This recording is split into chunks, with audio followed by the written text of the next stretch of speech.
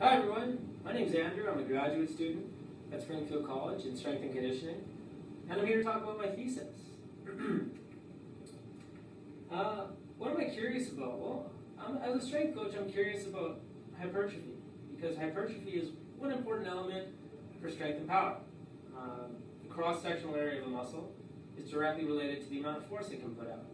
And if you think back to elementary school PE class, who was the best kid in PE class? It was generally the biggest, fastest, strongest person. They were usually the best. And in sports, the same concepts typically hold true. And so the programming requirements for hypertrophy are pretty well known. We need to use short rest intervals. We need to use moderate intensity, somewhere between 60 to 80% of an individual's 1 rep max. You want to use high volume of training, so lots of sets, lots of reps. Sets to failure are also helpful, and also using big muscle groups. Those are also helpful. And so the reason short rest intervals have been suggested are they're designed to reach a sort of physiological sweet spot, you can call it, where basically if you start a set of training too soon, the muscles haven't recovered and they're not ready to go. You'll only get a few reps and the muscle will basically crash and burn. But then again, if you wait too long in between your sets of training, you're not going to get an optimal release of growth hormone, testosterone, and a variety of anabolic hormones. And those are the ones that mediate hypertrophy. At the simplest level, hypertrophy is nothing more than an increase in protein synthesis over breakdown. So basically, you're building more protein than you're breaking down. And so the focus of my thesis is on these rest intervals, because short rest intervals, again, as I said, are designed to reach this physiological equilibrium. However, there's differences in an individual, in your fitness level, in your energy system recruitment, how tired you are. A lot of these things are going to affect how much time you need to recover, how much time you need to achieve this hypertrophic equilibrium.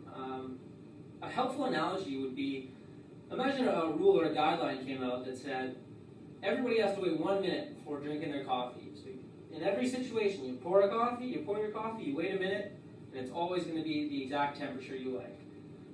This guideline might work in a lot of situations, but what about environmental factors? What about if you're in the Arctic, and it's freezing cold outside? If you wait a minute, maybe your coffee's going to be frozen. What about personal factors? Maybe you're someone who just likes your coffee piping hot. And so you can see that a central guideline based on time is going to be helpful in a lot of situations, but it can't control for individual factors, personal factors and environmental factors.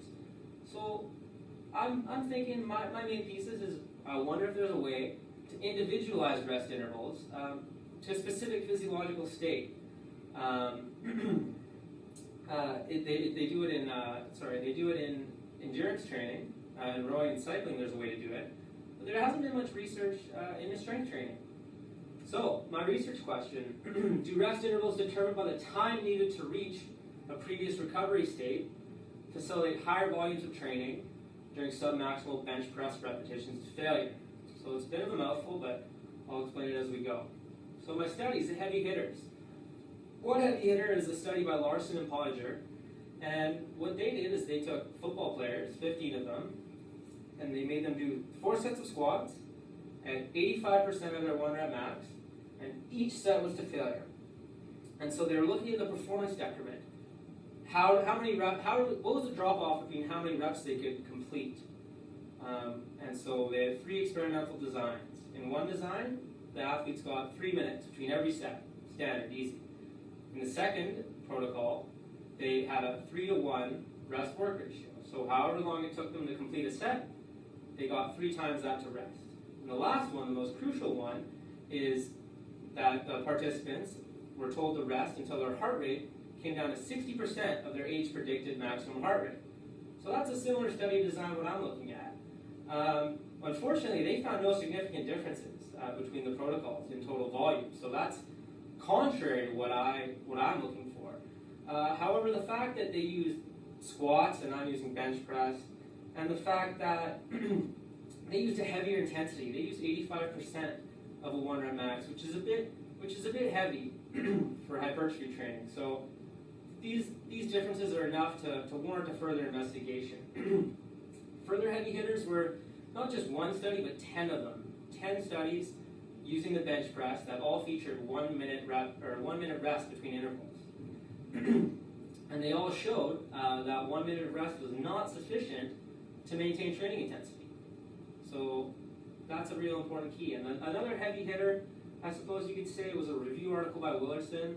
And it gave an overview of the variability between individuals in recovery and fatigue, all the things that can impact upon it, which was secondary to the thesis or the hypothesis that individual rest periods are going to give us higher volume outcomes. The theoretical foundation for this study, it's all about hypertrophic equilibrium, this idea that you want to start every set of hypertrophy training from this sort of metabolic sweet spot where the impaired muscle function from metabolite accumulation has passed, so the muscles work again. But you haven't gone too far in that you lose the good release of anabolic hormones. And so because of this recovery variability, I think that set guidelines aren't the best way to do it. I think individualizing them is better. So what do we know? We know that more volume of training correlates to a greater hypertrophic response. We know that rest intervals during hypertrophy training need to last long enough to allow for clearance of fatigue-inducing metabolites. We know that 60-second rest intervals are insufficient to maintain training volume. We know that significant variation exists in the time exercisers need to reach hypertrophic equilibrium. So our procedure, we used a randomized crossover design with 10 football players from Springfield College. And it was a pretty easy design. They ran on a treadmill at a 10% incline at 10 miles per hour until their heart rate reached 90% of their age-predicted maximum heart rate. They rested a minute. Then they did as many push-ups as they could in 30 seconds. And then after that, they started the bench press protocol, which was alternating sets at 60% of the 1 rep max, alternating sets between reps to failure, 8 reps, reps to failure, 8 reps. And the whole point of the study was to see how long they could continue this cycle for. Protocol A used 1 minute rest intervals throughout, real easy. Protocol B, they recorded the heart rate 55 seconds after the push-up warm-up, and all the subsequent sets started when the athlete came down to that heart rate. Who participated? Real easy, stats. I don't need to go into that too much detail. What instruments do we use? Again, pretty simple. Heart rate monitor, treadmill, stopwatch, standard barbell, and bench. All the things you find in a gym. So what did we find? We found a significant difference. We found that when you manage rest intervals by heart rate, you get more volume. We set our alpha level at 0.05. We used a paired samples t-test. The average sets completed in Protocol A was about 6. In Protocol B, it was almost 7.5. So we saw almost 1.5 extra sets when you calculate rest by time to heart rate. Here are other than that, no interesting stats. We had normal distribution, and the average difference between protocols is 22%. Similarities to previous research. We used hypertrophy type loads. We used 60-second rest intervals, track performance decrement. How is the study different? Well, we're the only study to calculate rest based on previous heart rate state. That's the big kicker. Limitations, we had no control over outside training. We assumed that the participants gave a full effort. We assumed that the 1 rep max data we got from their fitness testing was accurate.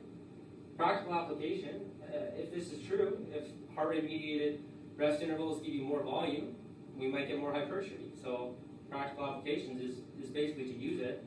What's next? We need more research to see if a long-term protocol using heart rate mediated rest intervals gives us greater hypertrophic adaptation. And it'd be also nice to compare how participants' metabolic profile between the two protocols would change, whether or not concentrations of anabolic hormones and so on and so forth would change or be affected either positively or negatively. And that's an overview of my thesis. Thanks for listening. I'll answer any questions. Booyah.